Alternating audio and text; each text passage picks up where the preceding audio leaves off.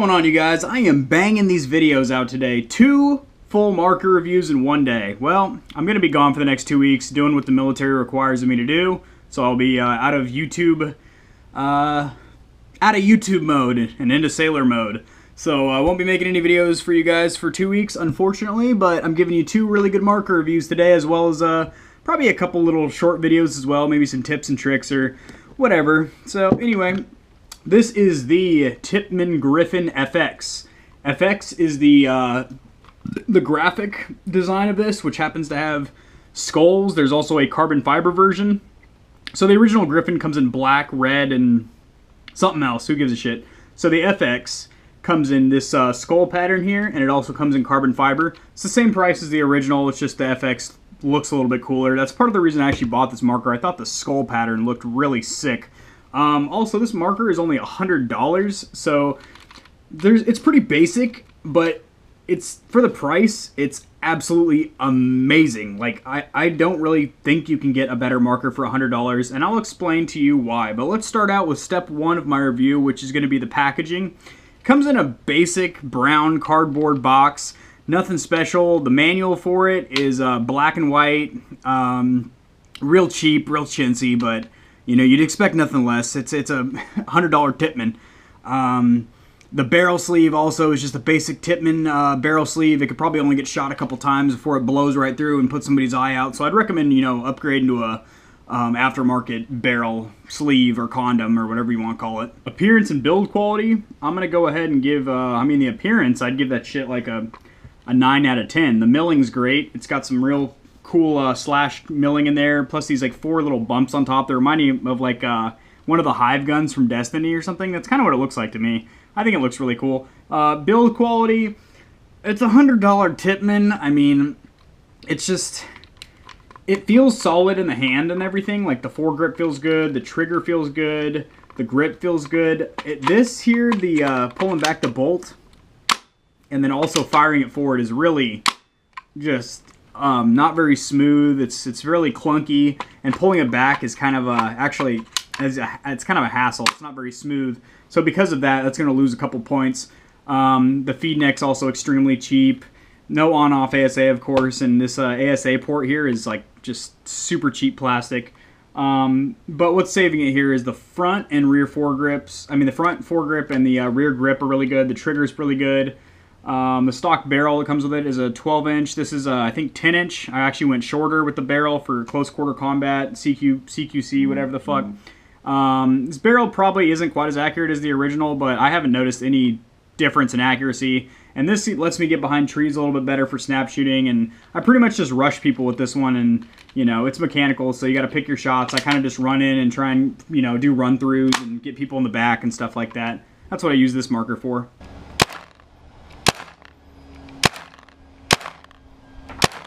So the ergonomics are actually very, very good. It's got a inline air system, so it's macro lineless. There's no air transfer tube or macro line or anything like that. It's all ran through the actual grip, up through the top of the body.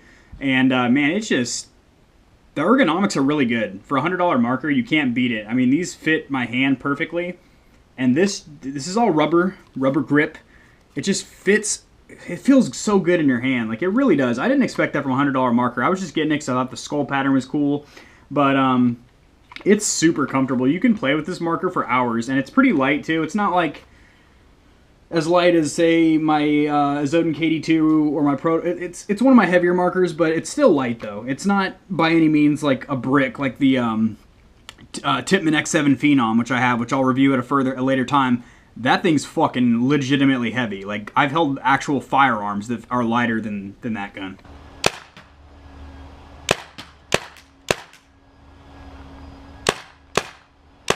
So this is basically a Tippmann 98 internally. It is a Tippmann 98 internally. However, it's cheaper than the 98 because they use a little bit cheaper plastics, and it's basically in a speedball shell. So, you know, custom milling to feed to that speedball style. Also, you got, you know, no macro line, which is great. You got the rubber foregrips front and rear. You got the double trigger, which is pretty rare for a Tippmann. It's a S style kind of like a blade style, but you know, it lips out a little bit, so it's an S style. Dual trigger. It's got a nice little flared out trigger guard. Safety buttons here on the side. You know, obviously push it in for safe. Push it the other way. You see red, you're dead. That whole thing. No on-off ASA. Basic clamp. Feed neck. The barrel is 98 threaded. Like I said, I still have the stock barrel, but I put this little stubby on here. It's a BT 10-inch little stubby on there.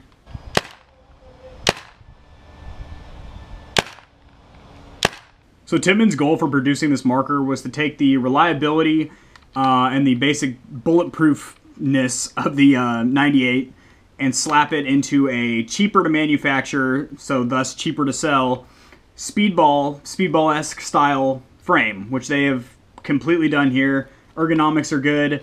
Dual trigger, you can get a pretty decent rate of fire for a mechanical. I mean, honestly, it's hard for me to get a good rate of fire on a mechanical just because you have to pull the trigger so, like, firmly to get it to fire. As we're an electronic, I mean, it's like clicking a mouse, basically. You just barely click the side and it's shooting, which can be a bad thing. I've accidentally shot several times. Thank God I have my barrel sleeve on, because you think you turn the board off all the way, but you don't. You're in the staging area, and you're that fucking guy that shoots his marker off. Thank God you have a barrel sleeve on. But you know what I mean.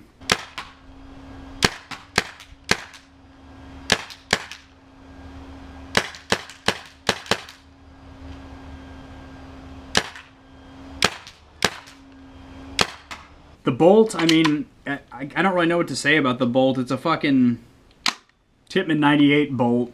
I've never actually done like internal maintenance on this marker at all. All I really do for it is occasionally I'll put a couple of drops of oil right here in the airport and gas it up and then shoot 20 or 30 times with the barrel off, and that runs the oil all through there, so it's lubricating. But I've never actually taken this apart. I don't really know how to take this apart. I've seen the reviews for the maintenance videos on A&S Gear's channel, so I know how to do it, but it's not really, you don't need to. It's a fucking Tippmann. You can run these things into the ground. You can drag them through the mud. You can throw sand in there. I'll probably do a torture test video eventually of me just, you know, shooting eggs through the feed neck. And if this is something you guys actually want to see, I will do a torture test on this. You guys, I got to get a couple requests to actually do it, though, or it's just pointless for me to ruin one of my markers for no reason if nobody's going to get enjoyment from it. So anyway, barrel that comes with it's nothing special. It's a one-piece 12-inch. I mean, I would upgrade it. That's like probably the only upgrade you should really do to this gun would be the barrel. That's it. Other than that, I wouldn't risk. I wouldn't spend your money on it. I'd get, you know, a better tank, a better hopper, stuff that can be transferred onto your next gun, because this is just something you're gonna play with for a while and get some enjoyment out of it. And then once you get that nice, you know, $500-600 marker, you buy an Axe Pro or something like that, you'll probably still whip this out every once in a while just to shoot in the backyard, shoot some pine cones, you know, kill a lizard or two. I mean, it's a cool little marker.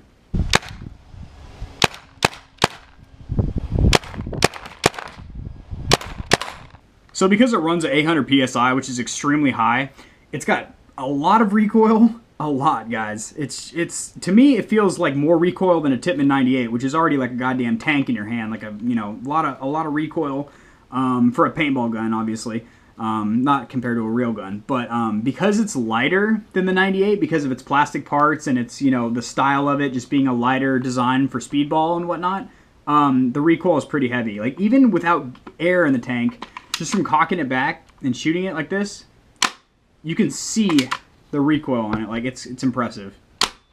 Like holy shit, that's a lot. That's just from the spring tension alone. Like, I'll gas it up in a second and take a couple shots in here, and not only is it going to be extremely loud because it's in my room, but because it's noisy. It's loud and it has a lot of recoil because of the high PSI and just the fact that these cheap plastics here are so like light and flimsy that it's not like a 98 custom where it's all a metal upper where it kind of absorbs a lot of that impact and it keeps some of the sound in. It just exits the marker and it'll let everyone know where you are. So you better be in a good position or you're going to be getting your ass reamed.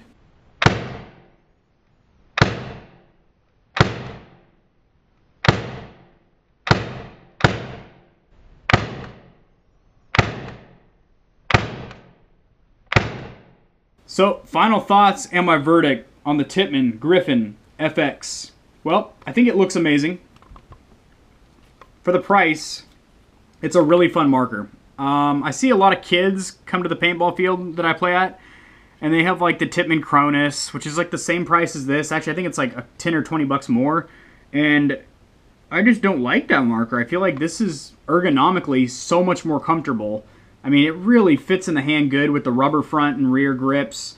The trigger is actually really nice. I like this trigger more than the my Azoden KD2. Well, let me rephrase that. I like the shape of this trigger more than the KD2. However, I feel like the actual trigger pull and quality of the trigger is better on the Azoden, which makes sense. That marker costs $100 more.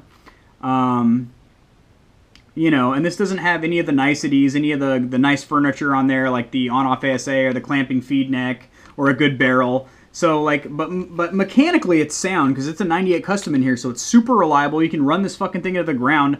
I've played with it multiple times. Never really done full maintenance on it, like taking it apart. If you guys want to see a maintenance video on it, and if somebody requests it, I will take it apart and do an internal maintenance video, cleaning the bolt and stuff, because it's probably disgusting in there, because the way I play and haven't worked on it. But yeah, a lot of recoil, loud sound signature, a lot of it's got a big presence out there on the field. So for the price, you really can't beat it. I mean, in this price range, you're really looking at like the 98 custom, which is a little bit more, the Cronus, which is like $100. You want to play a little bit more, you can get a Tippmann A5. I know BT's got a couple markers out there in that price range. Azoden's got the Chaos, which is a cool marker. For me personally, in this price point for a brand new marker, I mean, used, you're getting into a whole nother string of markers, but I would say this is probably the marker that I would buy every single time for $100. Unless I was looking at used markers. But brand new for $100, or if you're a parent and you want to get your kid a fun marker that they can learn how to play paintball with and have a good time with, that looks really cool and isn't going to break the bank, I would check out the Tippmann Gryphon FX.